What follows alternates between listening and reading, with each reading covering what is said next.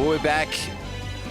Magnificent Gardenland, Adelaide Plains, West Beach, South Australia for the last game of the minor round of the 2022 Joyce Lester Shield, the under-23 Women's National Championship at South Australia versus New South Wales. And joining me in commentary is Anthony Weatherstone. I'm James Harris. And surprisingly, Anthony, Australia's gone to their ace, Millie Fidge. Well, they've had a long, rough day. They're on the end of an ambush by Western Australia earlier in the day. So they're currently winless for the day. I mean, they've qualified for tomorrow, but... Well, that's why it's a surprise for me. It's a cold and wet night. Millie pitched magnificently during the Gillies Shield. Does she need another hit out? I just get the sense that because of the interruptions, the stop-start nature of how they've had to sort of go through the tournament, that it's just sort of like we haven't really been able to build up any continuity and consistency. So he's just saying, right, this is the best I've got, and I'm going with this, and we're just going to ride this thing out. So, all right. Well, that's why I'm here and not in the coach's box. As leadoff hitter for New South Wales, Emily Gordon pops up. And it was negotiated in the end. It was a bit of a raffle between Jorgensen and Chillingworth. We'll go through the defensive lineup in just a moment. Yeah, I mean, thankfully, good call there. I mean, Chillingworth, I mean, your infielders are always going to go hard back for the ball until they're called out. But, yeah, good call by Jorgensen. Ideally, we'd like to see that in front of our eyes and shoulder height, but an out's an out.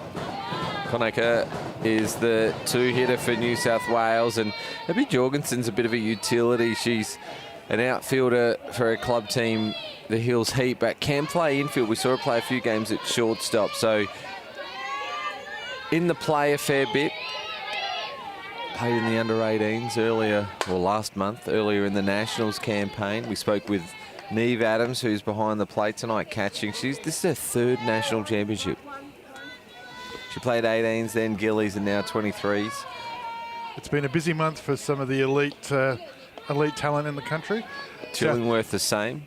South Australia's infield, we haven't had a look at them on the stream here. You can see for the left-hander for New South Wales, the only one in their lineup, that second base and shortstop, both inside the line. Second base aggressively, actually sort of nearly parallel to first base in the pitcher. So that's Brooke Stewart. So she's new to SA viewers who are quite familiar with the rest of this team. After this batter, we'll go through the defensive lineup for South Australia. Yeah, Brooke Gordon led off and swapped spots with Conacher from the last game. From looking at my lineup sheet, oh no, it was Connell who led off. Yeah, and that player comes into play as Brooke Stewart makes the out at shallow second base. She's from a pickup player from Queensland, Aussie Spirit member at the last Worlds with Georgia Hood. Junior Spirit, yeah. Okay, Spirit, so South Australian defence, Millie Fidge is pitching to Neve Adams. Tash Straps at first, Brooke Stewart at second. Callahan at third with Chillingworth at shortstop. Port Adelaide teammates there, strong side, left side. And in the outfield, left to right, Georgia Ballard, Abby Jorgensen and Indigo Beck Silva at right field. Millie Fidge was named as the DP, but with Yankovic listed as the flex, they've just made that change at the plate. So quite a familiar change for those coaches out there. On the bench, Ruby Fidge, Steph Collett, Georgia King, Sophie Roberts and Peyton Daniels. So star power in the dugout for the red team. Ground ball to shortstop Chillingworth. It's got to run and throw in the same motion for a very good play. So a tidy 1-2-3 inning for the South Australians, 6-3 for those scoring at home. How good was that by Chillingworth? I mean, didn't wait for it, attacked the ball, which has had a heap of work done on it. Picked it up, tall player, real tall shortstop, got down low, came up, made a great throw for the third out.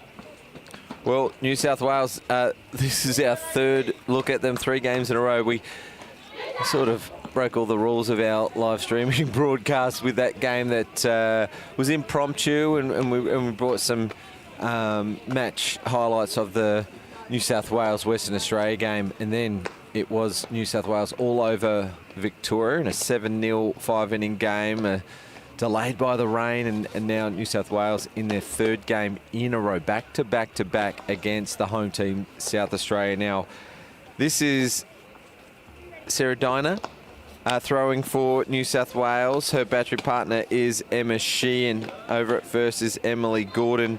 Jay Jensen at second base, Isabel Lorenzo at third, Amber Frost at short, and the outfield left to right is Zara Yari, Nicole Conacher and Olivia Moore. There's no flex or DP. First time I've seen Dinah on the stripe. Yeah, so she's from Sutherland Shire and is one of New South Wales team's captains. Coach Horton says that she's the oldest player on the team and dubbed her the mother of the group. So in her 9 to 5 existence, she's a full-time social worker, and Coach Horton suggested that one of the great things and one of the reasons that she's the mother of the group is that she uses those day-to-day skills and really does a great job of reading her teammates and making sure that everybody's, on the same page and checking in okay. So apparently an inspirational player from that perspective. Well, for a team with half a dozen players that are backing up Gilly Shield with the 23s, it shows the credit to the person that she is, that she's team captain. Yeah, absolutely. And it's a talented team. I mean, for somebody that we haven't seen, she's just opened up with an 88k rise ball, so obviously it's not her first time out. Leading off for South Australia is Brooke Stewart. You mentioned her in the defensive inning at the top of this inning, a draft player from Queensland. And for those that don't know, if your team can't fill up with local players, you can go to the draft and pick up players from other states if they made themselves available for selection for their own state and were unsuccessful with selection. Obviously, Queensland, a very strong team, have the ability to leave off a quality player like Stewart. Now, South Australia was hit from a couple of changes, so in the end went with the draft. But, a few players withdrawing, a few players choosing to play Gillies over 23s as well. And of course, a lot of quality players over in the collegiate system in the States as well. So went to the draft. Here is Stewart, ground ball to shortstop, and Frost it is, who makes a good play over to first. That is a good play. Waited on that ball, and again, credit to the grounds crew, and forgive us for talking about how great a job that she's done, but that ball's actually rolled flat to her, but she had to stay low, came up, good arm. Bent at the back as well, pretty straight legs there for a shortstop, but effectively made the play. This is Abby Jorgensen, who, well, she's just shown a short ball there. Lead-off hitter for Coach Humphrey's club team, the Hills Heat, and we know she can rattle them off against the fence. The season that she just had in the Premier League, unbelievable. Yeah, coming off of an under-18 national final as well. So just recently back in April, so that losing game to Queensland. Speaking of Queensland, just a quick update for those that are from interstate on Diamond 2. We're in the second innings and Queensland have already jumped out to a 7-0 lead. Ground ball to short. Frost stands still, lets it come to her. Safe is the call, an infield single. Gee, a little bit, I don't know, like she's in two minds whether or not to attack the ball there on that soft surface, and Jorgensen doesn't need a second chance to beat that infield single. She's got plenty of pace. She had a 400 season in the Premier League this year. Not bad considering that competition boasts 15 new national champions. Yeah. I never thought of it like that, James. That's impressive. That's impressive. No, that's a really good call. We just saw Chillingworth in the innings prior attack the ball and make the out. The one that she had was hit a bit harder and stayed flat. That one, third base got over, so that would indicate it was a slow roller. If she thought she had a chance, shortstop should have probably got after that.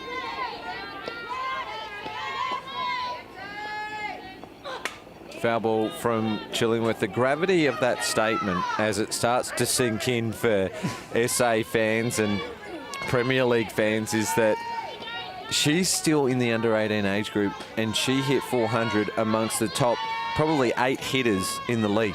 Well, speaking of unbelievable seasons, let's not lose sight of the fact that the young lady at the plate at the moment, as Eric would say here, has made history with Port Adelaide in the A grade and broken a 50-plus year, 60-plus year history thing, winning the A grade premiership.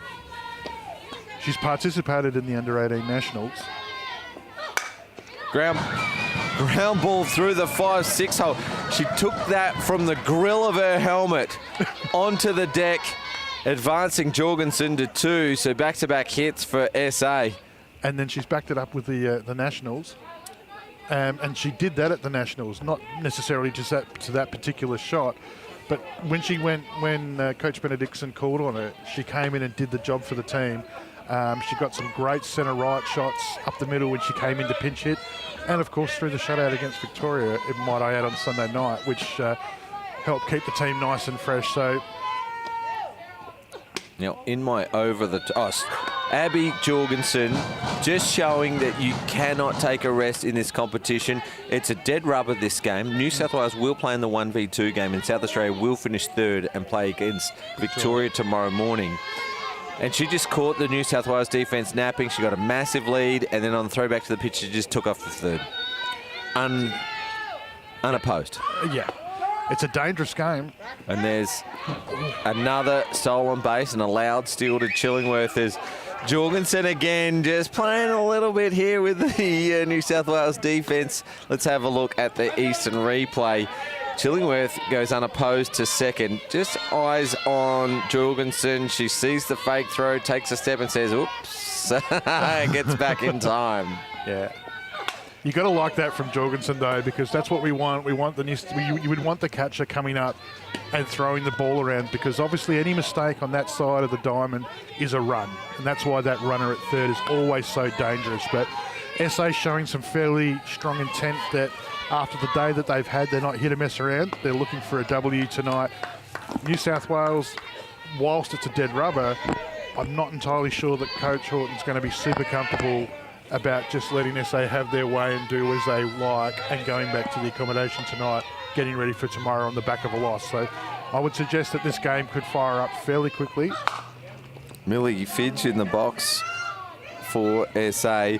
Yeah, it's a tale of two stories, isn't it? With Queensland jumping out to a 7-0 lead in the first inning against Western Australia. It's an 8-run lead now, so obviously the movie back at the accommodation is a good one tonight because Queensland are in a hurry.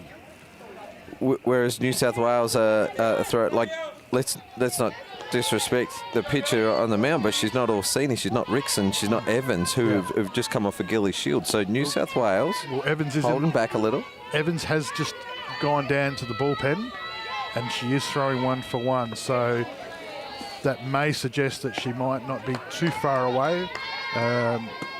Dina played first base in the earlier game tonight against Victoria.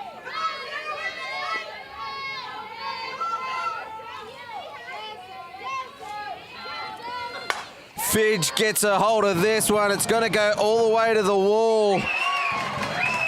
Left field was in a bit. It's ricocheted off. Chillingworth will score from second. Well, Jorgensen, it was automatic. Even if it was caught, would have scored on that one.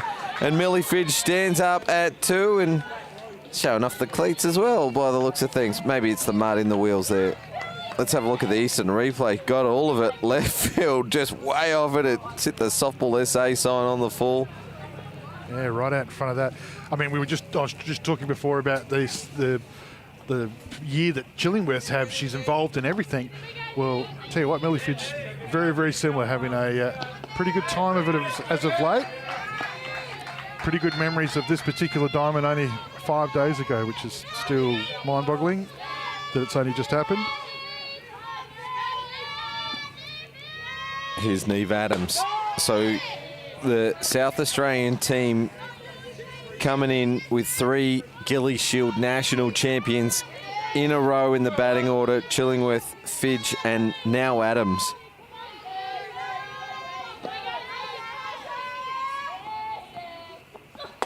and worries thing for New South Wales at the moment with Fidge on second is they've only still got the one out. Adams can play short, but she's also, we've seen her in the Gillies be a power hitter and actually hit the walk-off run. So, and you've got Charlize Canahan on deck, sorry. Who was the Premier League Grand Final hero. Yeah, she was the one that turned it all around. So you've got Sophie Roberts on the bench as well, and also Peyton Daniels. So you've got some long ball hitters there as well. And Steph Collett, 350 hitter in the Premier League this year. Yeah. National champion in the Gillies Shield. Not going to get tired of that. No, not one bit. The thing I like about Collette, though, is that while she can still hit a mean line driver, she's a great contact hitter. She's in that regard. Whereas, you know, Roberts, when she walks to the place, you always get the sense that the ball could leave the park on any pitch. Well, Adams has been good this at-bat. Fouls that one off, so a couple of fouls, and watched a couple of loose pitches go by in a 2-2 count. Yeah, noticeably the catches changed the pace of what we're doing here. I mean, that last one, granted, was 90, but the ones before that was 78, 82. So she's trying to mix that pace and take a little bit of power away. Just noticing there, she was just motioning to the pitcher as well about the fact that she's pushing off the plate. Stays alive, so not leaving it to chance on that one there. Fouls off an outside edge. Yeah, so catchers obviously notice that there's a bit of space and just working that edge. So South Australia out to an early 2-run lead against New South Wales. 88, a hit up the middle. Fidge held up at third. Neve Adams aboard. Anthony, that's 4 consecutive hits for SA. Yeah, so as I said, Evans was definitely down there pretty early.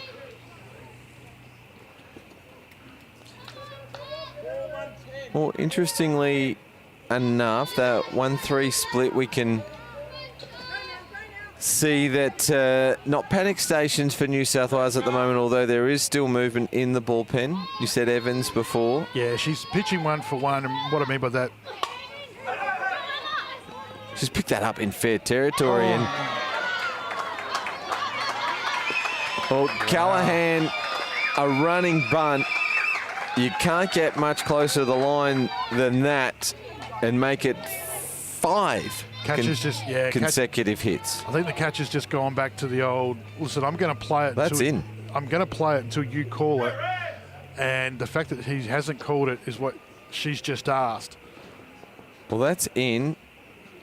Yeah, where it she's spun back but then stopped at the top of the batter's box, but that was in the field of play. The throw just getting away from Jensen, and there goes Fidge to cross the plate and South Australia's 3rd run of the inning. So having a bit of a chat about it. Yeah, there's the bullpen action. Can't see that being overturned though.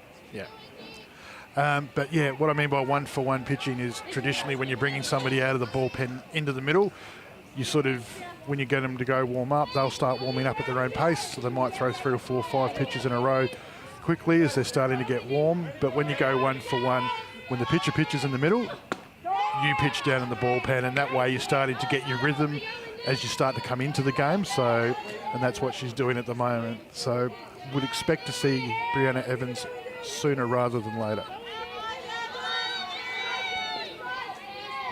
Yeah, good pickup, mate, as Indigo Bector Silva comes to the plate.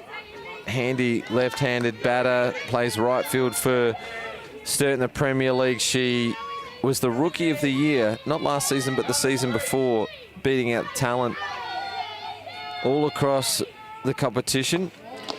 Yeah, she comes across as, you know, you look at her height and you sort of think, you know, here's another one of those fast left-handed slap hitters. But whilst that's something that's part of her game, the reality is she can also hit a long ball. We've seen her turn on some long balls in the Premier League. So she's a bit of a triple threat in that regard. Still 1 out. Infield comes right in for Bector Silva as this one dribbles over to third, and is that Lorenzo playing third for New South Wales, makes the play. Emily Gordon at first completes it. The runners do both advance. It won't be a sacrifice, but maybe a sacrifice hit. Don't know. So 2 out brings Natasha Straps to the plate. So with runners at 2 and 3, she plays in the club team Sturt Falcons. And you might like this, James. Who would you think would be the 2 batters in front of Natasha Straps for RBIs at the Falcons? Well, I know where this is going. It's got to be Maddie Cameron and Belinda White. National champion. National champions. Yeah. So Tash Straps is in a batting lineup with those 2 superstars. What about Sarah Tonkin? Is she up there? Well, she's a lead-off. She's the one that's getting scored all the time. So Straps is third. Great shot and a great catch at shortstop.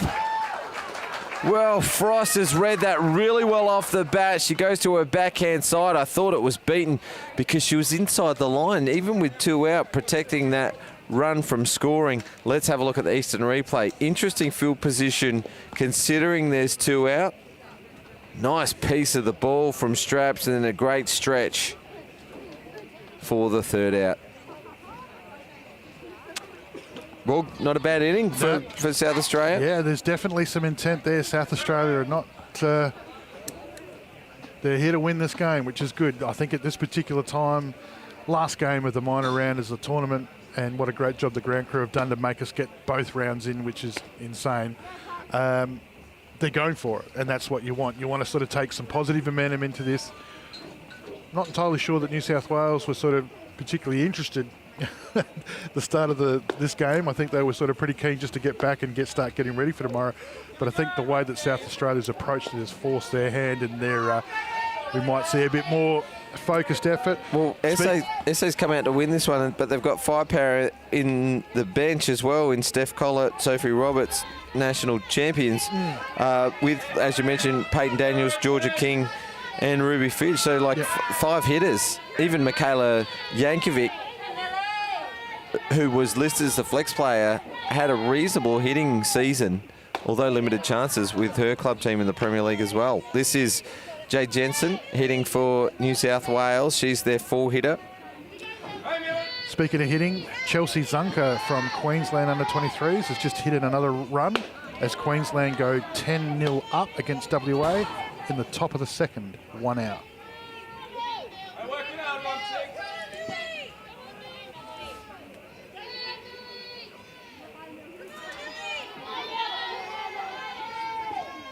These two went up against each other in the Gillies Shield final. 3 balls in favour of Jensen in this at-bat. Fidge finds a groove. So this season, right on the eve of the finals, when Sarah Tonkin went out, Neve Adams had to step up and catch for the Falcons and did a great job. Change up. Wow. On a 3-1 count. Jensen thought it might have been high. And that's, 16K change pace too. That was in a good spot. Was up a little bit, but it was away. So, she would have had to extend on that. Well, staying alive, Jensen fouls that one up here. I forgot about that Tonkin missed the final series first. Yeah, so Adams had to come in and play that role, and she did a really good job. And Mildy coming back from that injury into that the prelim final. Good battle, and Jensen will go aboard on a base on balls. An interesting choice again on the full counter change-up.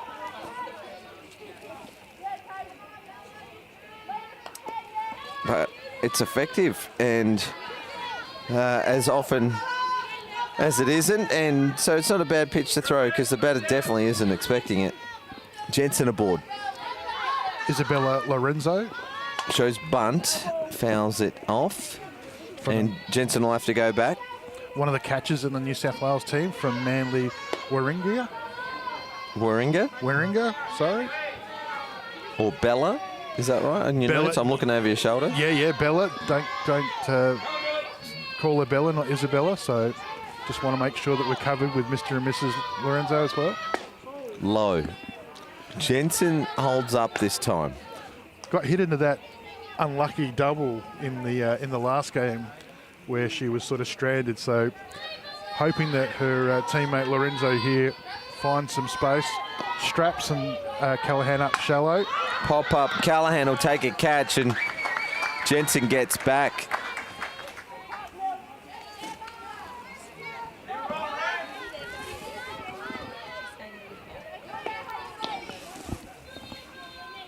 Pop up on the Eastern replay. Callahan takes it on the line and just checks. She was looking, she was hoping for an extra play. Love that about this team in this tournament, is that these quality players are just never out of the game.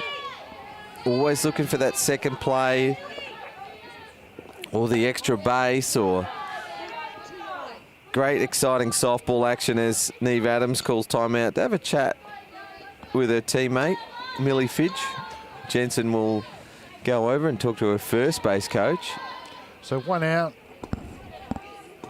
0-2 in the count. So very much a hitter's count here for Amber Frost, the shortstop from Penrith City. She has genuine speed, so whether or not she's going to try and play a late short shot here, try and advance the runner, catch the field off. But good discipline, takes the first pitch.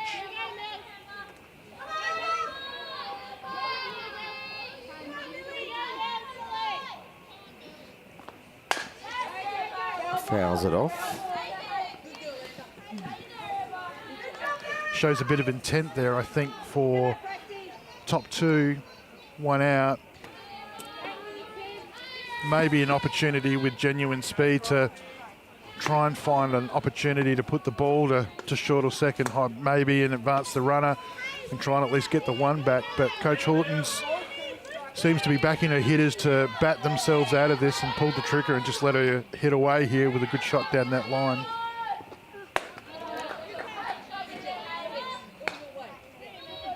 All your way. You could hear that from Coach Horton. I think it's quite all her way at the moment. It's a full count. As with 1 out, watch Jensen here. I've got a feeling that she'll jump out here. No, she holds up as this ball goes foul. It's unusual to see a New South Wales leadoff still on base at first base after... Yeah, let off with a walk, yeah. 1 out and nothing's sort of happening, so shows that they're sort of looking to just maybe hit their way out.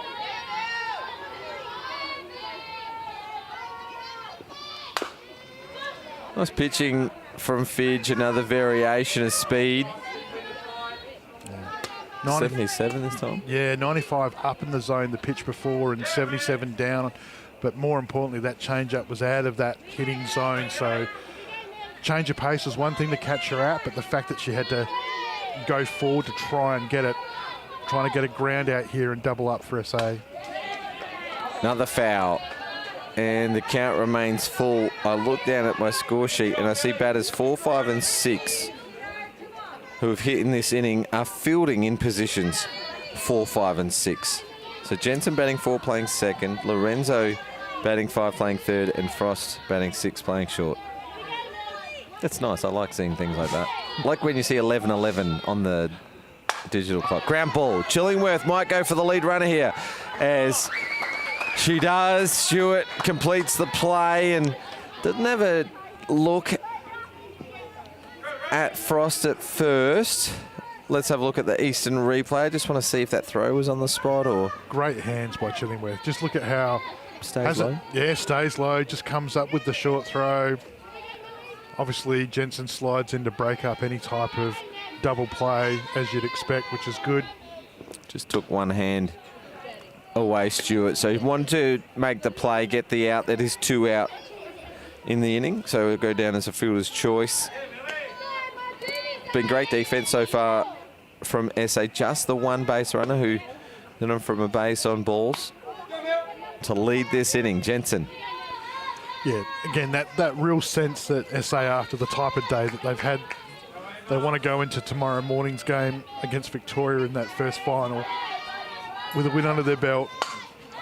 Bunt is fair. Straps is quickly to it.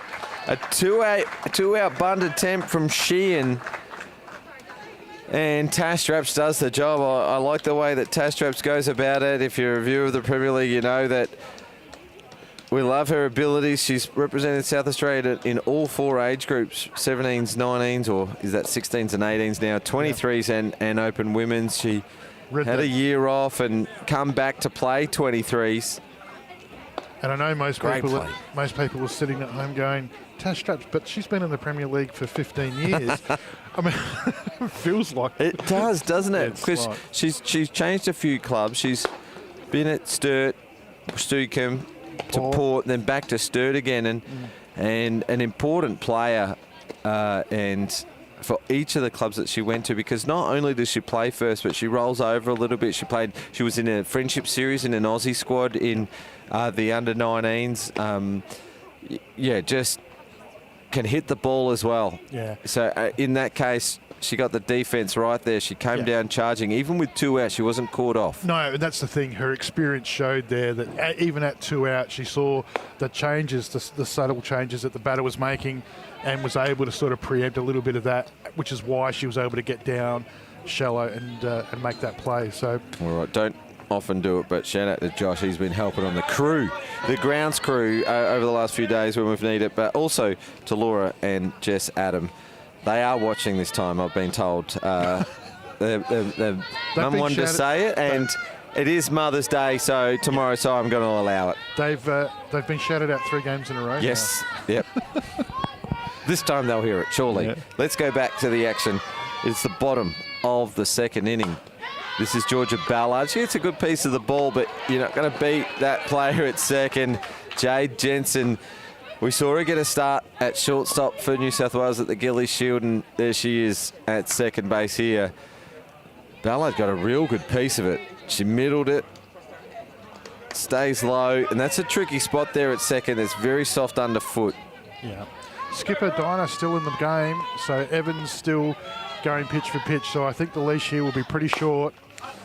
First pitch swinging again, and this is Frost firing it across to first base. So 2 pitches, 2 ground balls, 2 outs. The middle infield for New South Wales getting the job done. That was Brooke Stewart. Second ground out to shortstop in this game. Yeah, not ideal for the South Australian defence. They're not going to want to be straight back out there so quickly, but... Well, Jorgensen did the right thing, although it was down the middle. She had to lay off it, let this inning go a little longer than 3 pitches.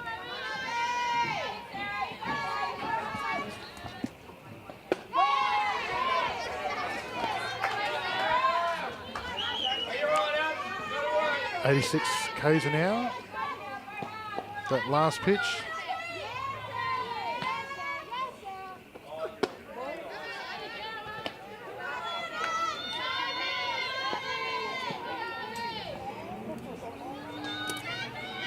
Three to 0 in the bottom of the second. SA jumping out in the bottom of the first with 3 big runs after 5 consecutive hits through batters 2 to 6.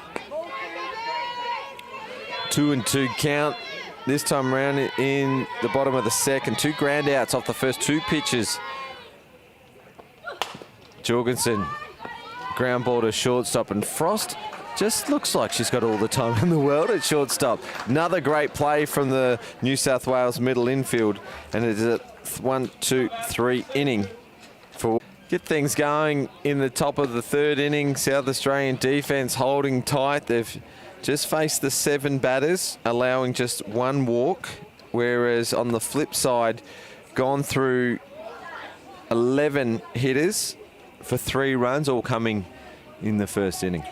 Yeah, probably gave them a pass on that one in the sense that the skipper Dinah gets a quick innings and sort of probably keeps Evans away from the plate a little bit longer than maybe we'd like. But sometimes, you know, you're a batter, you see the pitch that you want, and you get after it, and sometimes that starts it up. So anyway, Millie Fidge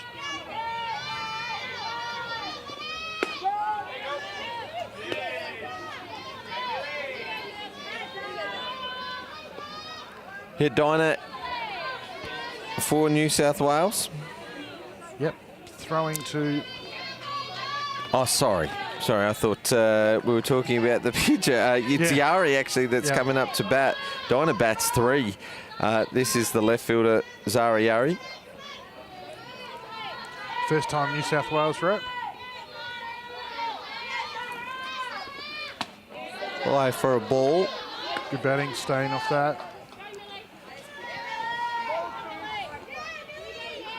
2 balls, 1 strike for the 8-hitter.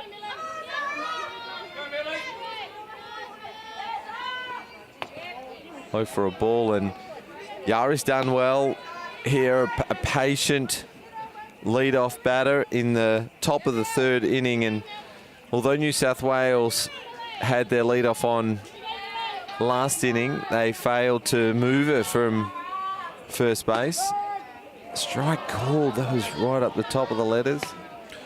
For those fans up in Queensland, your skipper, Rhianna Kemp, just hit another single and batted in another run as Queensland now go 12-0 up over WA in the 3rd. Gee, Kemp's been brilliant so far this week.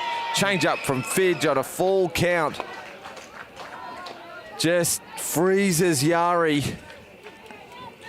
Yeah, that's what Millie does so well, in the fact that, and Neve's doing a great job of using those skills, is just a change of pace. It's just one of those, she doesn't have an obvious tell on the change, and so for the hitters, it's a difficult stop. First pitch swinging for the 9-hitter, Olivia Moore. Another one of those players, fielding 9, batting 9. I almost want to speak to Coach Horton about moving a pitcher to the top of the order. Olivia Moore from Newcastle. So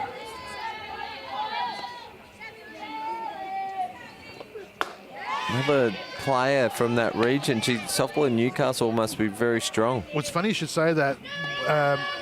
One of the reasons that she's got to here is that she plays in the league with Rickson and some of these others that travel a long way to get there.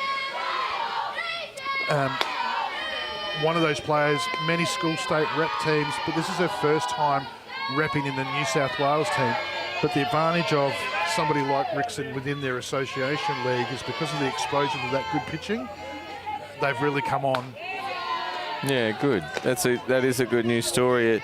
It makes me feel for the players such as Rickson that we talk so much about from being from Newcastle. It makes me feel good that she's not doing all that travelling on her own, maybe having a training partner at home as well. Yeah, they pop up. Callahan calls it out early and takes a catch.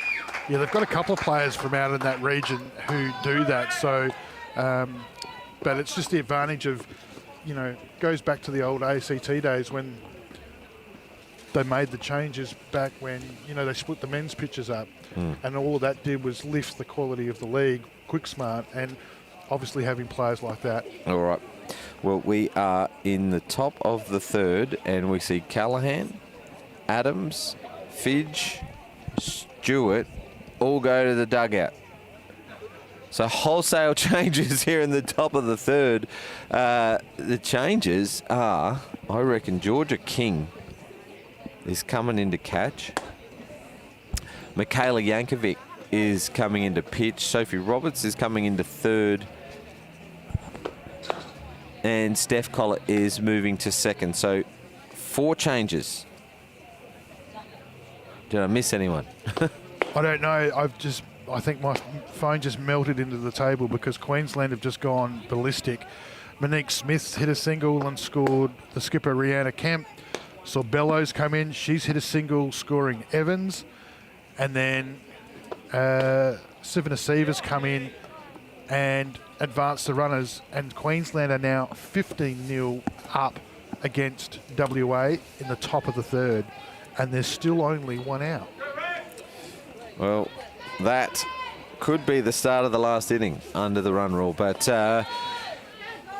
for those at home, the changes have been made. I am going to just assume that each of the positional changes will replace the players in order in the batting order as well. So this is Michaela Yankovic. Pitches for Walkerville in the Premier League here. and has just been signed to play over in the US in the college system at Salt Lake Community College. Becoming a bit of a famous school for Australians. Yeah. Cara Schultz. Yeah, and prior to that, Tani Steptoe. Oh, it's Tani Steptoe. There might be another Australian over there as well. I should check the softball shout-out Oh, just page. ask. Well, I don't think I can call timeout, so I will. I'm going to let you call the action here, Anthony. I'll go to softballshoutout.com. So Yankovic here. Whoa. Throws a very high change-up that seemed to hang in the air for forever. But hitter stayed off. And we bring ourselves to a 3 balls, 1 strike. In foul territory, Sophie Roberts calls it out, and that is the 3rd out. Thanks to KP, it's Alyssa who is part of that school out at Salt Lake Community College. So Emily Gordon was the player we mentioned before that from Newcastle that drove over with her grandparents, which I still think is the best story of this tournament. Just love that. That is awesome. Apologies for the pronunciation. Meagle? Hey? Alyssa Meagle is at the Bruins at Salt Lake Community College this year. So following in the footsteps of Tani Steptoe and a South Australian teammate, Cara Schultz. Another short inning for New South Wales. Michaela Yankovic getting the job done, and now we get back to the SA middle order, and Taylor Chillingworth will lead things off here in the 3rd.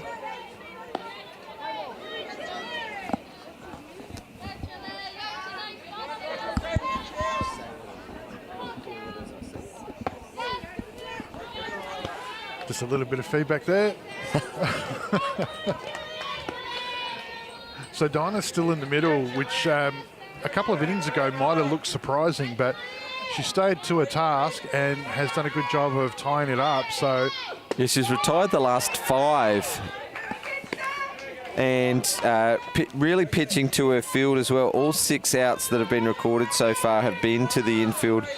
5 ground outs and a line drive to the shortstop. So this one's going to go into the field as well. The left fielder is just in a little shallow for Taylor Chillingworth. Obviously doesn't watch the Premier League because she can hit a long ball, and she stands up at 2. She was there in a flash. yeah, she was. You could see straight off the bat she was keen to make more of it. I was just going to say, Dinah, she's just got this natural little dip into the inside of the plate, and that's where those ground outs are coming. So hopefully SA have shared a bit of that information and been able to address that, and Chillingworth comes up with a big shot. It's her 2nd hit of the game. She had a single in the 1st inning. Millie Fidge stayed in the game and returns as the DP. So South Australia go back to 10 players as Yankovic came back in to the game. Fidge hit a big ball on the 1st. 2 RBIs for her double. Was the player of the final of the Gillies Shield when South Australia made an historic victory, 66 years in the making, because she threw 4 innings and shut out New South Wales after they had a handy 5-run-to-3 lead.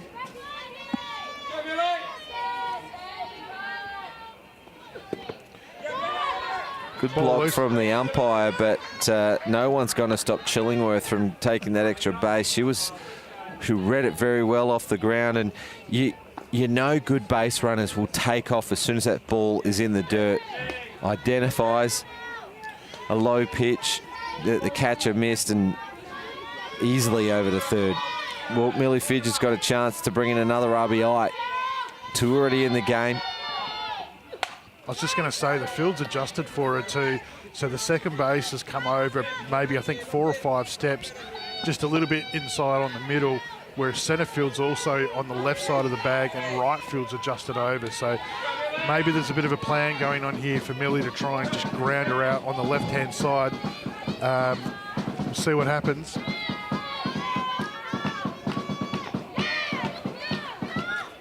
Change up that bounces before the catcher. So work to do. 1, hold up the runner at third. 2, fire it across to first base. And Gordon for the first out. 55k change up, significant change of pace there. So, and you could tell from Fidge's swing as she really lifted that head, and 55 Ks, that might be one of the slowest change-ups we've seen this week.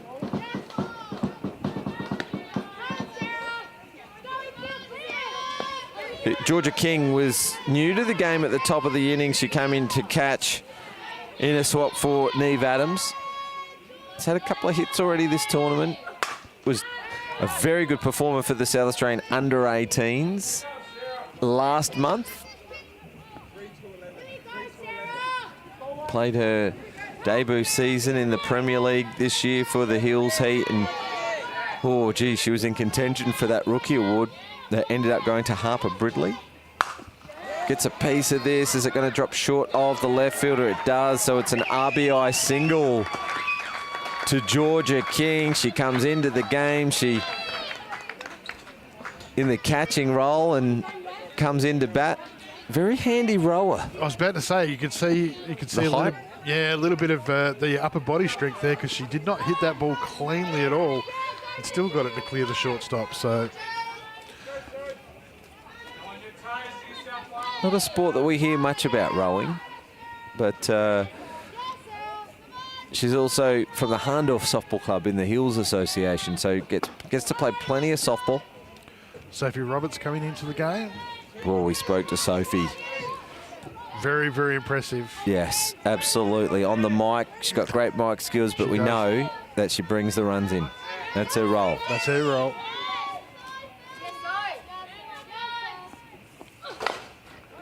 Fouls that one off. Reminds me very much of another strong tall third baseman that used to play at the Cats, Marianne Crawford.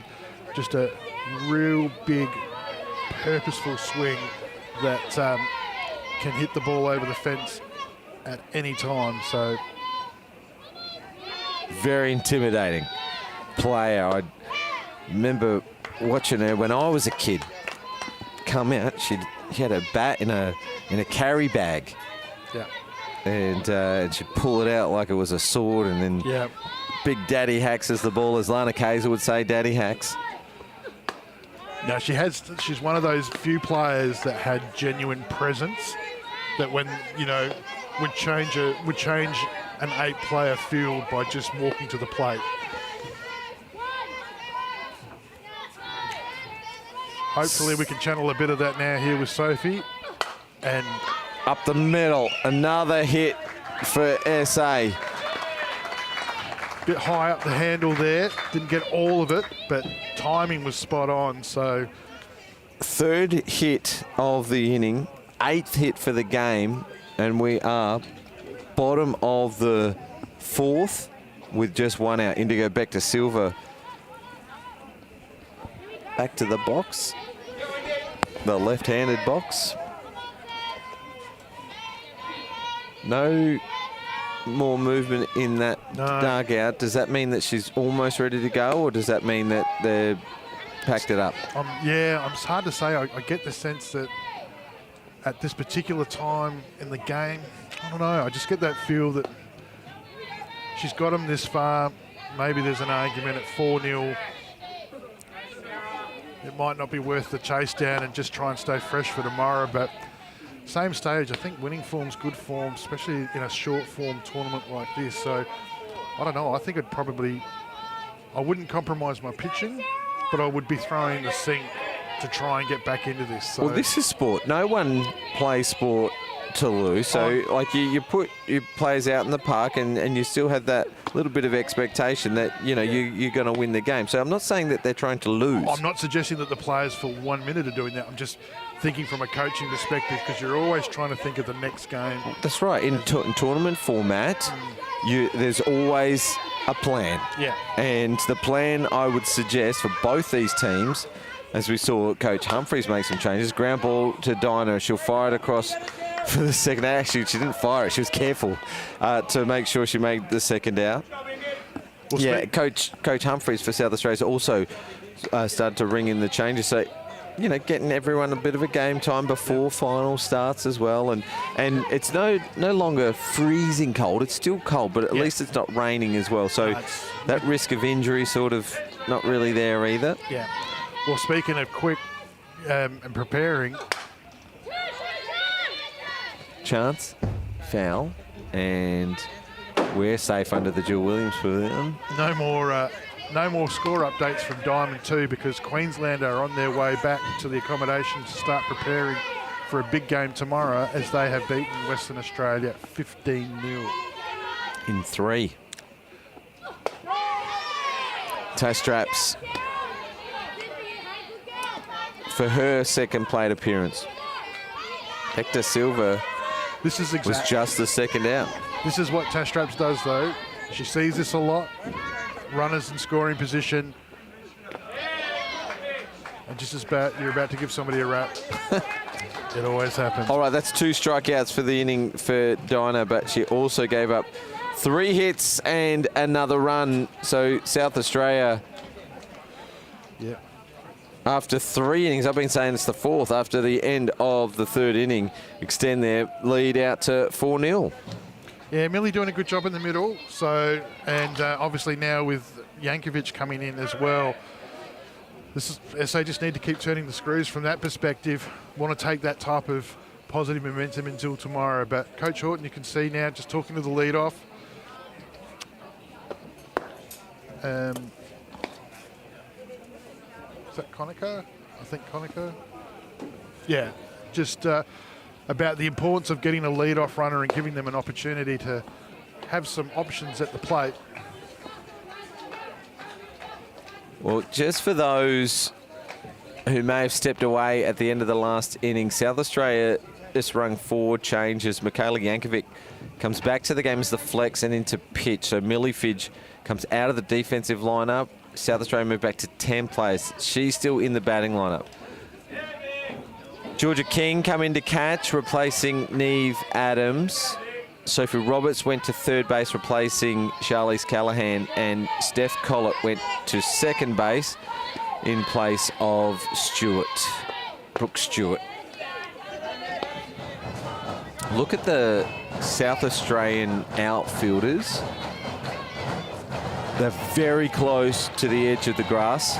Well, the last time this happened, Brooke Stewart was the one that actually fielded a slow roller to second base, and because she was so shallow, she was able to make that out. Colette's come into the game. She's fielding more traditional. She's on the line. Shortstop's the one that's in. So whether or not, because it's a different pitcher and Yankovic is going to maybe work her away and maybe force shortstop to come into it, maybe that's the reason. And there is Collett just trying to get it a little bit warm. She's hopping around on the spot. It is quite cold here at West Beach. I'd have to check the app to tell you. Well, I rang the folks and they said there's no more rain coming over Kangaroo Island, so we're good for the rest here on out. Now, I don't believe it. It says it's 12.8, feels like 11.8. I think that should read feels like minus 11.8. You've got the scarf on tonight. Yeah. Yeah, I learnt from Thursday night's debacle where I couldn't see past my hand. Forecast for tomorrow. Looks like it's going to get up to about 18 degrees. So looks like good weather for the final. Diving to the backhand side is Chillingworth, and that'll be a single for New South Wales. Anthony, their first hit of the game. Yeah, wow. That was good work by SA in the sense that they changed their game plan where they tried to ground her out on the right side. This time they tried to get her on the left. Chillingworth at stretch, just unlucky, just off the bounce into her glove. Plan nearly worked twice, but again, the captain's come to the plate. We've got a runner at first for New South Wales. Still no short game, no steal attempt, and Dinah's just tried to put a ball into the airport on her first swing. So intention's clear. falls behind in the count, 2 strikes, as Jankovic gets her low and inside. Jankovic was impressive in the Premier League. She had a season or 2 at Port Adelaide, but returned to Walkerville, where she played her junior softball, to spearhead their pitching department, ably assisted by Riley Moore. Might be Riley's turn to shine next season in Michaela's absence. Well, it sounded like Sophie Roberts was making all types of announcements about players coming back. We'll have to wait and see. No, all good. No, it'll be an interesting Premier League. There's no doubting that. There's going to be some change, and it'll be interesting to see how that comes out. Port doing something they've never done, having to defend. I can tell you that. It's never easy. Chasing an up ball, it'll go foul. Anthony, just watch Dinah as she goes up the handle a little bit to shorten the grip. Is it nerves? I'm not sure, but like she spins that bat in the backhand. Have a look at that. Yeah, that is weird. Weird in a good way, because it looks cool. Yeah, it does. Might be a routine, might be, as she settles in. Well, you're obviously, your power's going to come from your right hand as a right-handed hitter. So if that's what it takes to get her in the zone, then go for it. But if you're batting number 3 for New South Wales, you can hit a long ball. Pop up, Collett calls it out to make the play, and a little bit of joking around there from Conacher on first as they make eye contact, Collett and Conacher, and she just took a little cheeky step off first base. Well, there is now 2 out. And again, 1 out, sorry, the lead off the inning. Again, New South Wales with a hit. Their runners are just being camped at first. They just haven't been able to string 2 things together, which is why they're 4-0 down currently. SA have done a really good job of being able to nullify that power by good spots by both Millie and Michaela and good changes of pace. They've only had 2 base runners in this game, New South Wales. A walk and a single, both leading off an inning, as you said. Couldn't move them off first base. Jade Jensen was the first of the base runners for New South Wales. In the second inning, she led off with a walk. Well, speaking to Coach Humphreys on before the tournament, you know, one of the things that he was saying was that the phrase that he used was rotation and location. So obviously somebody that's had some experience pitching. He's pitched here in a couple of nationals before. You know, he's obviously put a lot of time into his bullpen and his pitching staff here. So getting some positive results here. So this is a really good signs for SA leading into tomorrow. Might touch on Scott in just a moment as we watch Jankovic versus Jensen. Scott Humphreys, the coach of this 23s team, handy player as well. Didn't play state championships this year, but the previous year was the A-grade winning pitcher, and that was a team that was against a couple of Aussies in Jared Farrell. Oh, shot from... Oh, that's a great play from Steph Collett. She's turned a double play. I thought Jensen had snuck one up the middle, but enter Steph Collett. She moves well with the ball. She reads it well. Let's have a look at the Eastern replay. She's probably 1 step up the middle as it is. This one sneaks past the glove of Jankovic. Couple of steps onto first, and in a flash, she's thrown it over for a double play to end the inning. That's good, unselfish play by Michaela to let Steph get that ball. And good heads-up play. So even with the base running of Conacher attempting to break up that double, Collett was able to make that play. Yeah, you've seen it just at the same time as me, Anthony, that Evans is throwing her 5 warm-up pitches to start the bottom of the 4th inning. So change has been made. Dinah actually going over to first base. Yeah, I mean, I think obviously, sorry, you were talking about Coach Humphreys and his yes, playing? Yeah, being a good player. He was the A-grade men's pitcher in a winning state championship, and over the same weekend, was the A-grade winning coach of the women's. So how's that for a state championship? Yeah. Competing in 2 state titles on the same weekend, winning one as a pitcher and winning one as a head coach. Well, speaking of state titles, just a shout out to, and I suppose it's probably now apt with the state now winning their first nationals in 50 plus years. 60. 60, plus. sorry. A shout out to the Fallen Stars. So the Fallen Stars were a team of state players who wanted to get together and I suppose keep that national sort of teammanship together, but maybe didn't want to compete at the national level. And we had 3 seasons of the Fallen Stars at state championships, and we were 13-0, and it was genuinely a great experience. We played some tough opposition, but I've still got that board at home.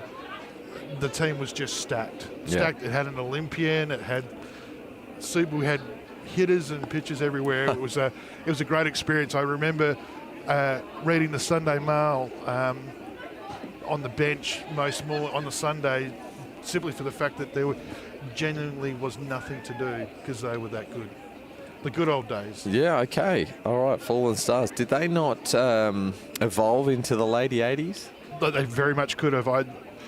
At the end of 13-0 and 3 state championships in a row, you move the coach on, and you re-energise the group, which is what they did to carry on. All right. Trip down memory lane. Sorry, yeah, it was. And speaking of memory lane, the SA coach is going for the retro jackets. Scott Humphries. I know. I thought absolute fashion tragic, but he's got a great beard. I've got to admit, I'm envious of his beard. I don't have the cool new cap. We had the logo on our cap, but I've got the jacket. I'm not entirely sure it fitted it. All right. After a short delay because of the changes made, which we'll try and get them to you as soon as possible, but we do know that Brianna Evans is pitching for New South Wales. This is Georgia Ballard, the 9-hitter for SA up to bat. So we've talked about, Eric's talked about some of these New South Wales players that have travelled to get to games and to get to trainings. So Georgia Ballard comes from Coomanduk. Which The Ballard family does. It's a fairly heavy commute, couple of hours. Abby, Georgia, and Ruby Ballard, all state representatives. Abby Ballard went on to play AFLW. She made her debut for the Crows AFLW side this year. And as best we were able to figure on the 2016 census, population of 112 out there at Coomanduk. Strikeout swinging for Ballard. I've done it again. Yes. Kiss of death. No more talking people up. But Steph Collette. I do like Steph Collette as a batter. So. Well, we turn around to the top of the order. So this is the 3rd time this South Australian one-hitter has come up, but this is Steph's first plate appearance.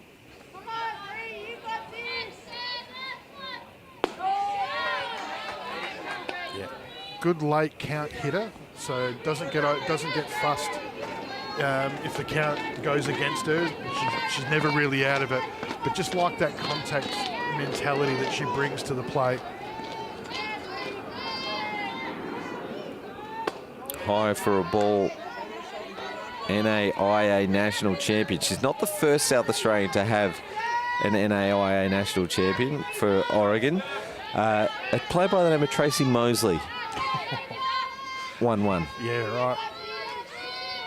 Or Tracy Freeman. My opinion, the best this state's ever produced, and went under a couple of Olympic medals, a couple of national championships, playing for another state, of course, but in her career with South Australia, won a bunch of state MVPs and Cathcart medals. And swing and a miss for Collett. So as Mel McGee would say, I've done it again. Immediate impact, though, for Evans on the mound for New South Wales. And, no disrespect to Dinah, but Evans is a great calibre pitcher. She pitched at the Gillies Shield, and immediate impact. She struck out her first 2 that she's faced. Yeah. Played her first year of Opens this time around with the Fire Stars. Plays in the North Shore. plays for North Shore. 22 years old, school teacher. So, Yeah, just looking at your notes over my shoulder. It's always interesting to learn these little tidbits about the players. Abby Jorgensen in the box, 98k. So we're up about 5 to 10 Ks on Dinah. And we found that that sort of difference at the Gillies Shield was enough. The difference between your top ranking pitchers and perhaps your next ranking pitchers, besides Jade Peterson, who just went about it as she pleased. Yeah, that was difficult to comprehend. She was awesome. Yeah, you can definitely tell Brianna just by the way that she's going about her setup. It's definitely what she's in the team for is to pitch. So Coach Horton says that she's a role player that does anything that the team requires. Ground ball to short, and it is through the legs of Frost. It looked like she'd done everything right except keep the glove on the ground. This reasonably wet and sticky surface, and you're not going to get too much bounce off it.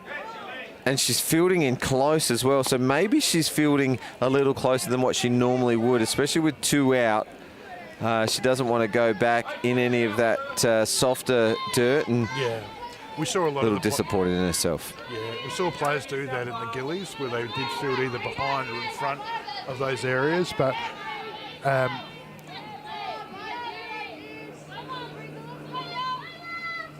one of the things that's keep going. One of the things that's important about to remember about these players, this is her 3rd game at shortstop in a row over the last 7 hours. So there's going to be a little bit of fatigue.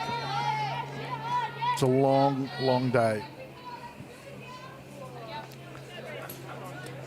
Well, Chillingworth just showing a little maturity there. There's Frost, still can't believe it. You do seem to dwell on it, don't you, when plays don't go your way, but what she does need to do is get over it. She needs to focus on this next play. If it comes to her, she needs to know where she's going, which is pretty simple. It'll be a play to first, but Chillingworth rips one up the middle. It's her 3rd hit of the game.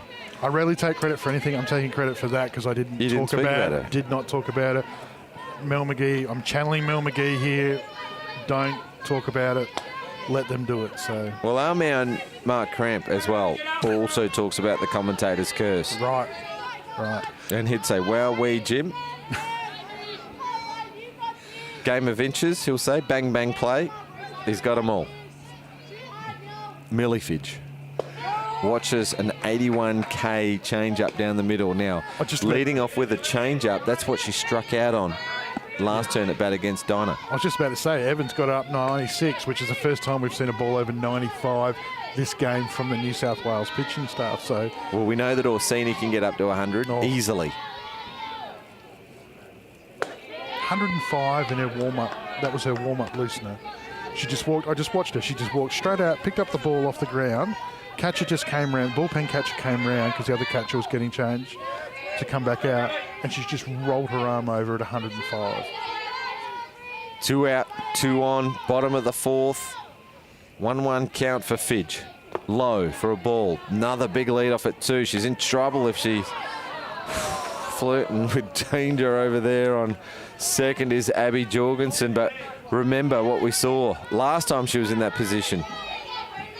She said, if you're going to nap, I'm going to take the base. There's Jensen keeping her honest. On the Eastern replay, back with Fidge versus Evans.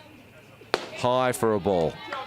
No pickoff attempt this time round, but looked like she was locked and loaded, ready to fire one across. I'm just trying to get that number. I think it might be a change of catcher, Nate. I don't know if you can pick that up or not. Or it could be Emma Sheen still. No, I don't think it's 62. Base on balls for Fidge. Well, she's no longer the pitcher, so she can't be replaced as the 2-out pitcher speed up. 51, 50.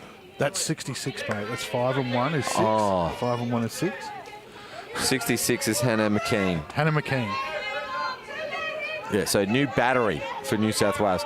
Look, with 2 out, the shortstop's inside the line yet again. And this is Georgia King. Well, an important at bat, 2 out, because a ball in the green here into space is going to score 2, and anything to the fence is going to score 3. So Centre field's deep. Left and right field look like regulation. Ground ball. Here is shortstop. She does fire it across to first, so perhaps banking on a miss hit, because that's exactly what she got, and fires it across. She's still a little disappointed in herself, but no need to be, because SA didn't capitalise on that. They left the bases bulging, and at the end of the 4th inning, South Australia lead 4 runs to 0. Now, Anthony, it hasn't gone New South Wales' way so far. You can never count them out of any game, because the moment that you do, they're going to score 8 on you in 1 inning. You know, it's that sort of team. They're that sort of state. They haven't been the best in the country for as long as they have been, for no reason, and that's because they know how to play ball. So when they choose to, they'll put their foot down and they'll hit the accelerator and have that big inning that'll catch any team out. yeah, I was just thinking, I was just looking at, just made mention of the fact that they have played 3 games in a row, and I was just wondering what their offense had done earlier today. So they've mercied the 2 teams that they've played in the other games. So to suggest that they're not hitting the ball well, they've scored 17, given up nothing. So this particular game, you know, I was thinking that there might have had a bit more of a shootout written all over it, that, you know, they would have gone after the starter for SA, and it sort of hasn't really capitalised that way. I mean, haven't seen Rickson yet, which is for SA not a bad thing, but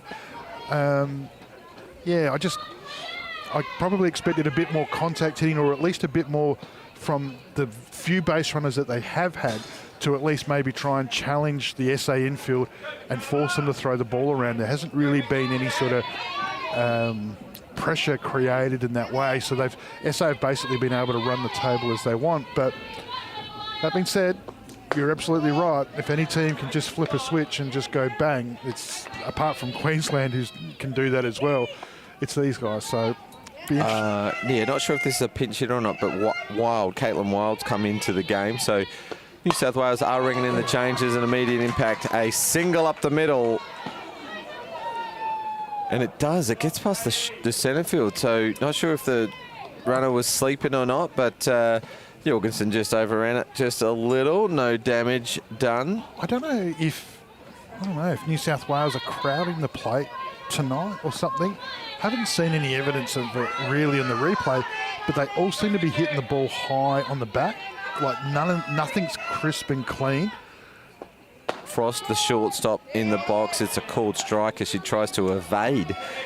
So good spot from Jankovic. Now, Wild came in to hit for Lorenzo.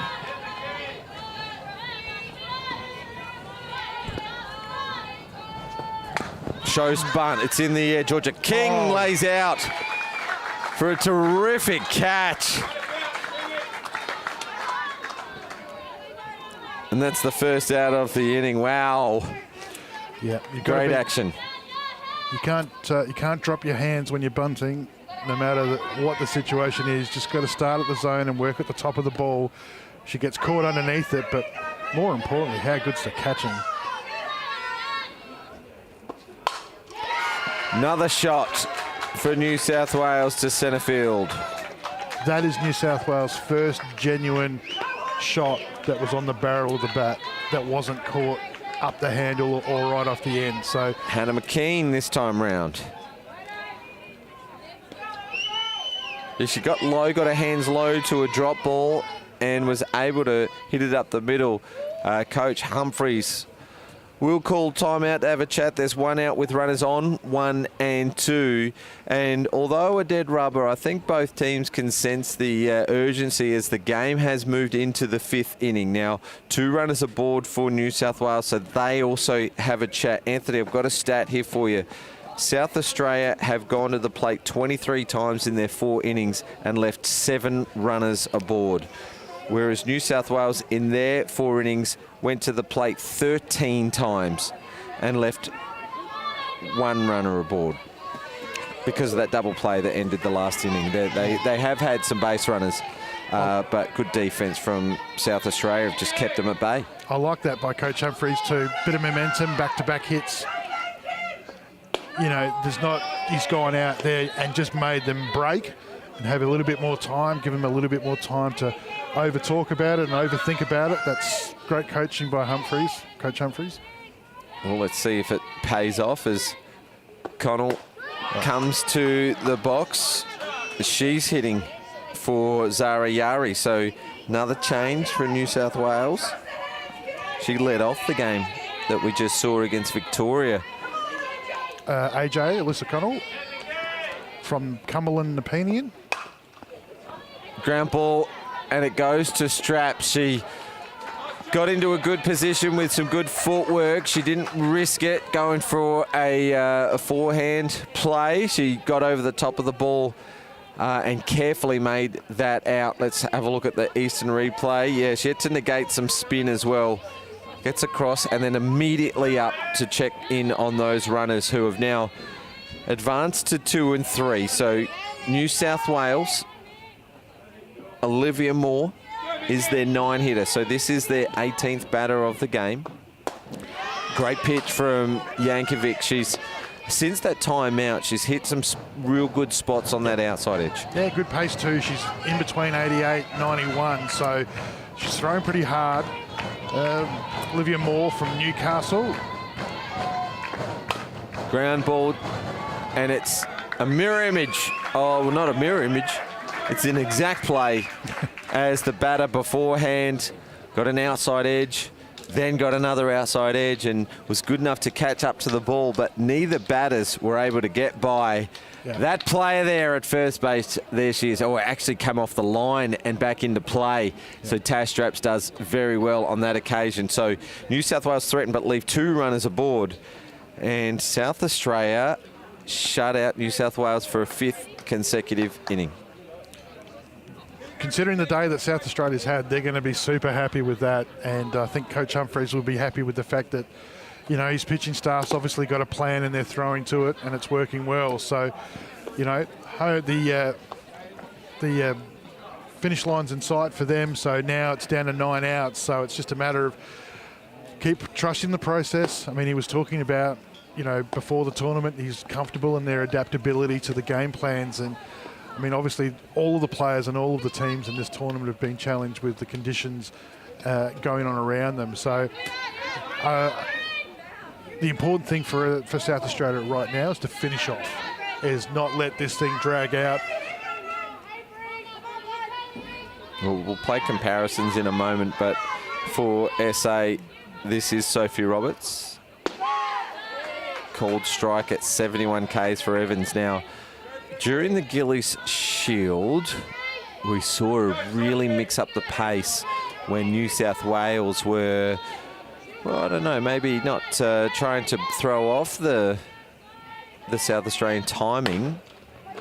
Ground ball to third, so 3 consecutive plays to first base. Roberts, again, did nothing wrong. None of those batters have done anything wrong. They just find the outside edge and ground out to first base. So 1 up and 1 away for South Australia. Yeah, and Evans was able to change the timing a little bit, but then South Australia got on a bit of a roll. They ended up winning that game. Yeah. Yeah, it was interesting. Like, we saw probably, you know, in the past there's always been those types of pitches that have come into a tournament and it's been a dominant rise ball, or it's maybe been a dominant drop by one of the, you know, the guns of the tournament, like a Parnaby or something along those lines. This particular tournament the Gillies just had, a lot of it was around the changing of pace and keeping the ball away. So Peyton Daniels is the new hitter for SA. Called strike that McKean just has a little trouble negotiating there. Just getting back from the US. Yeah, visiting family, right? I believe so. Yeah, The first part of the sentence I can say. The Yeah. second part I'm not entirely sure. I didn't probe if it was family orientated, but just gets under it, and it's got to drop short of the left fielder. Daniel's not happy with herself. She didn't accelerate out of the box. She's American. You can tell when you speak to her, but moved over here a few years back and has been a proud member of the South Australian program for a few years now. And Indigo Back to Silver will be re-entered to run. Now, that's not the first time Peyton's come in for a hit. She's got a couple of doubles and a fair few RBIs already for this South Australian team. She's been hitting well this tournament. She's had some positive influence on the scoreboard, considering what in the earlier games yesterday too. So 10th hit for South Australia. Tash Straps. Victor Silva can take a massive lead off here because Dinah for New South Wales, who's playing first, was more than halfway down the line. The tram line starts about the halfway mark. She was in front of that. Not sure if you can get a shot of the first base player or not, but she gets any closer, she's catching. Yep, Tash Straps, so she takes one step back as they think it's a bunt play. There's one out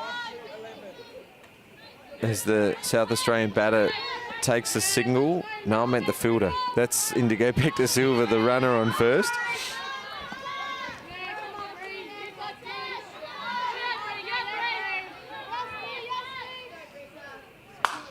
And Straps swings away and it goes down the third baseline. Well, fortunately for Donna, it didn't go on the outside edge because we've seen some putouts to first. That I was just about to say, I'm not entirely sure. I'm happy, and I hope that's her over there telling her, hey, listen, if I'm going to stand 25 feet from the bat, any chance we're not throwing a change up? Or maybe just give me a heads up if you're doing that. So, sure thing, Skipper. All right, she goes back to a more comfortable position. Well, she didn't look out of place, I've got to say that. It looked different to us, but she didn't look like she was taking a backward step at all. Here's Tash Straps again with a 1-2 count. Victor Silva, the runner on first. Low. Holding the bat beautifully for the camera too was Straps there. Just the word ghost up the side of it. Best bat in the market, couldn't have Eastern done it Ghost. Couldn't have had it any better. Evans.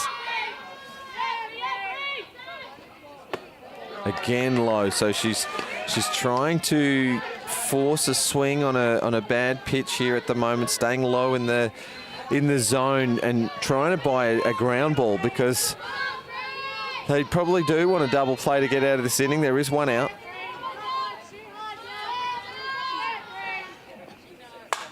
Gets a hold of this. It could be in the gap, just short of the right fielder. And Victor Silva advances to second, and Tash Straps aboard with her first hit of the game.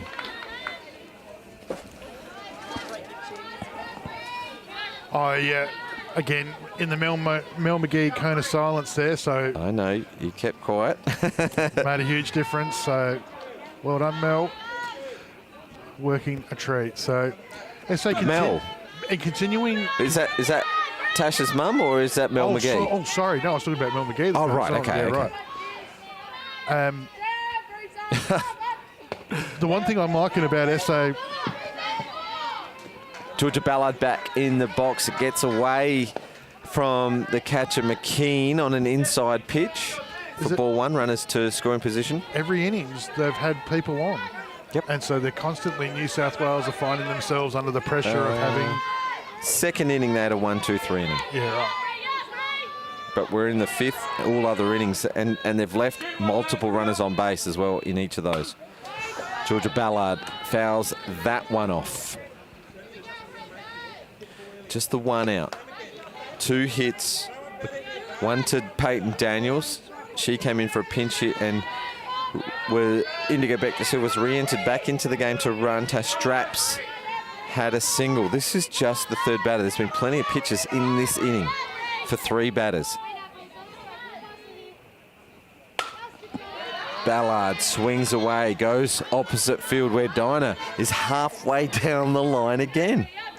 Yeah, well, Evans is 32 pitches into her work, and she only came in last inning, start of the last inning. So that's not ideal. I just get the sense, if anything, maybe she's just throwing with a little bit too much respect as a pitcher. Sometimes you can probably get a little bit too respectful, and the way that SAF hitting has sort of forced her hand. Ballard gets a big swing into that one, just fouling it off. It was up around the letters, so danger signs for the New South Wales left field, who is in regulation, but she swings hard, Ballard.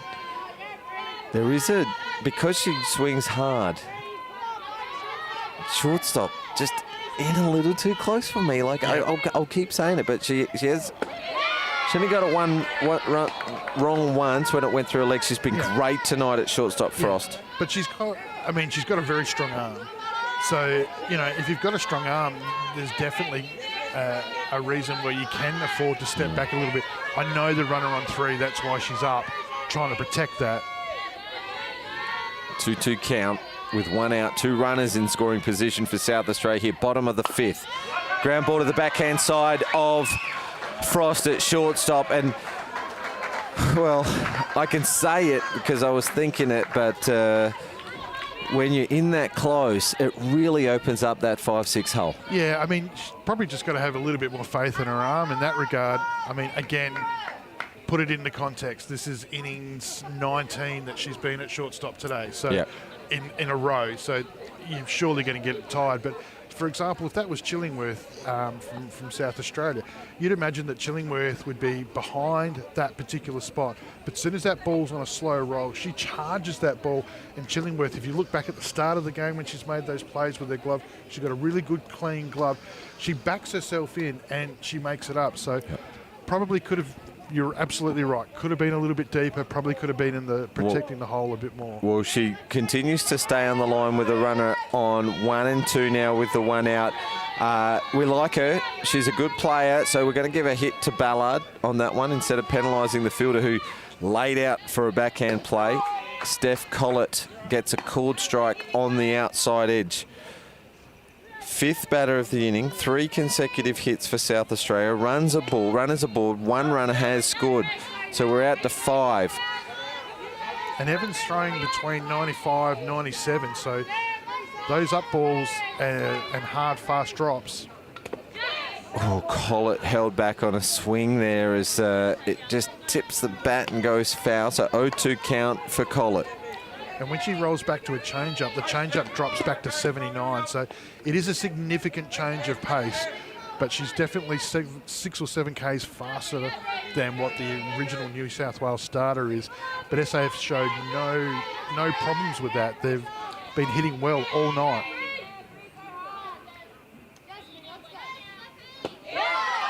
Changeup is a strikeout, a called strike on Collett. The changeup, the punch out came late, so he must have called strike and then went through the action, through the motion. So 2 out now, 2 runners aboard for Jorgensen. Look, Anthony, a shot to the fence here could end the game run rule. Yeah, that's what she's still come in.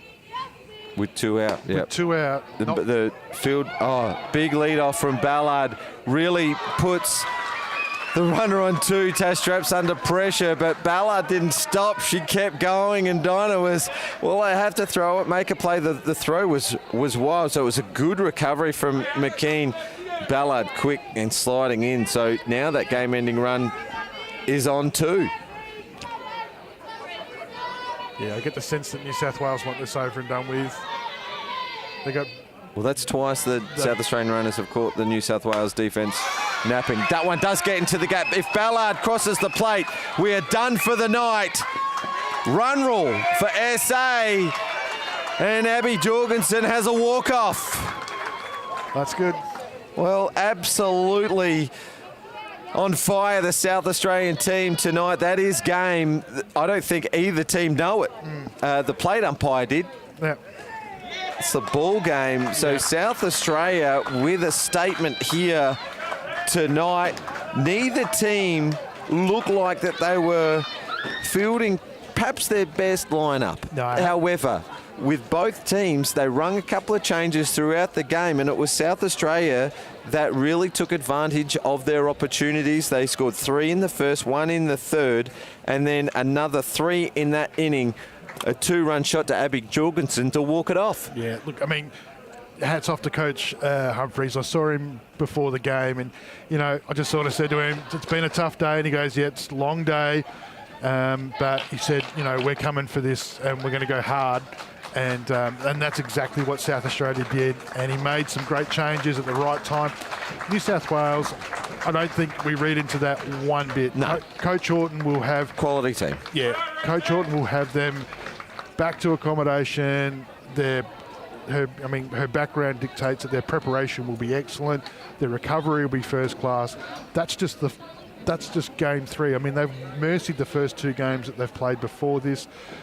They've got a massive game against Queensland tomorrow. That is going to be a genuine shootout between 2 teams that, you know, at their best, look $1 million. And the other game is just going to be SA Vic, SA getting some momentum tonight, which will be important for them, and Victoria, who have been dangerous throughout the tournament. So a couple of great games tomorrow to start Mother's Day. So you've got that all covered, Mother's Day? Yeah, absolutely. My wife's not going to recognise me when I walk through the door. It's been 9 days. We had a day off. Tomorrow will be the 9th day of softball in a row that I'm actually looking forward to it now. It was a bit daunting a couple of days ago with all the rain and all the work that we've done around the place. But finals day, you can't help but be excited for finals day. Well, this last Tuesday, I mean, the 9 o'clock game between New South Wales and Queensland that went 2 hours, that New South Wales won 6-5 to go straight through to the championship game, is arguably the best game of softball I've ever seen at 9 o'clock on a Tuesday morning. It was amazing. And Bell White's heroic started not there long after with the climb up the fence and the batting and so on to sort of get them through that next game against Victoria. So we're going to see the best of it tomorrow. Hopefully the weather holds and does the right thing and lets us have just 2 quality teams go at it. Been really impressed with Coach Johannesson in Queensland. They've looked great. They've hit the ball really well. And obviously a statement game against WA tonight to sort of, you know, try and finish their night up as early as they can, remembering that Western Australia had done the same thing to South Australia early in the day. So, look, it's been a long day for the players. They've obviously had to stop-start. Times have been moved, games have been moved, so credit to all of them. Now it's just about good recovery, early night. Coaching staff will hit the books, have decent talks about matchups, who's going to start for who. If this pitcher starts for them, are we going to go with these players that have hit well against that person? And all of those conversations which can take you into the early hours of the morning. And then good breakfast, get down here and go for it. Couldn't have said it better myself, Anthony. A great wrap of what's happened here tonight at West Beach. SA with an exclamation point for the last game of the minor round. 29 plate appearances to 18. 7 runs to 0 in 5 innings, and if that doesn't give some momentum to the home team, nothing will. As we go into tomorrow, we can tell you that Queensland finished top, New South Wales finished second. They play off in 1v2 game. That'll be the first game that we bring you tomorrow, starting at 9 o'clock.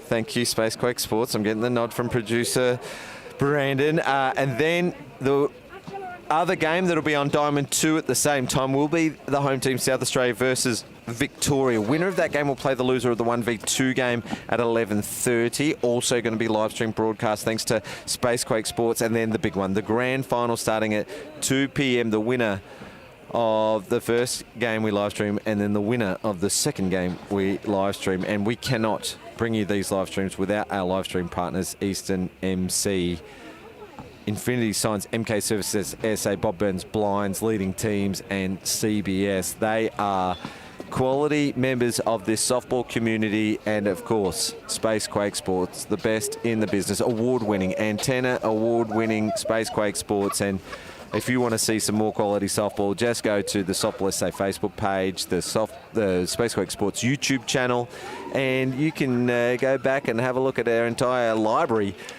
including some big videos and highlights that have had we've got a 1 million view video and one of 250,000 as well. Plenty of top 10 plays of the year as well from the Premier League. Or you can go back to 4 days ago and watch the Stars win the Gilly Shield once again. So, look, the reason I'm doing this is because I want to get my money's worth from Space Quake Sports. And after 5 innings, it was all South Australia. 7-0, a shutout, and an exclamation mark, a warning side to the rest of the competition. They got their job ahead of them. They've got to do it the long way if they're going to make it through the finals. But watch out, their first game's against Victoria, and they've got some talent in their team. So that'll do it from West Beach tonight. Thank you very much, Space Quake Sports, producer Brandon and your team. Thank you to you, Anthony. Congratulations to SA. Winners 7-0 over New South Wales tonight. We'll see you tomorrow.